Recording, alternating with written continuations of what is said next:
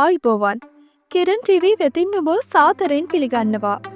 ශ්‍රී ලංකාවේ ආර්ථිකයට නව ජීවයක් ලබා දෙමින් මෑතකදී වාර්තා වූ ප්‍රධාන විදේශීය ආයෝජනයක් පිළිබඳවයි අපි අද කතා කරන්නේ.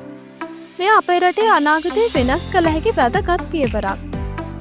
2025 ජුනි 5 වන දින ජපාන රජය විසින් ශ්‍රී ලංකාවේ කෘෂිකාර්මික තාක්ෂණය දියුණු කිරීම සඳහා ඇමරිකානු ඩොලර් මිලියන 200ක ප්‍රදානයක් සහ අඩුපොලින් ණයක් ලබා දීමට කිවිසුම් අත්සන් කළා.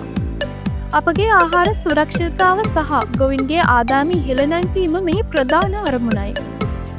මෙම ව්‍යාපෘතිය යටතේ නූතන වාරිමාර්ග පද්ධති, කෘෂිකාර්මික යන්ත්‍රෝපකරණ සහ බුද්ධිමත් කෘෂිකාර්මික තාක්ෂණය හඳුන්වා දීමට නියමිතයි. මේ ශ්‍රී ලංකාවේ කෘෂිකාර්ම ක්ෂේත්‍රයේ ඵලදායීතාව 30%කින් පමණ වැඩි කරනු ඇතැයි අපේක්ෂා කරනවා. තවද මෙමගින් රැකියාවස්ථා 5000කට අධික ප්‍රමාණයක් දේශීය තරුණ තරුණියන්ට උදාවනවා. මේ ආයෝජනය අපේ රටේ ආහාර සුරක්ෂිතතාවය තහවුරු කරන අතර නවීන තාක්ෂණය ගෙනීමෙන් රටේ ආර්ථිකය ශක්තිමත් කරනවා. මේ විදේශීය ආයෝජන අප රටට ගෙන එන්නේ මොන වගේ අනාගතයක්ද? ඔබේ අදහස් පහලින් කමෙන්ට් කරන්න.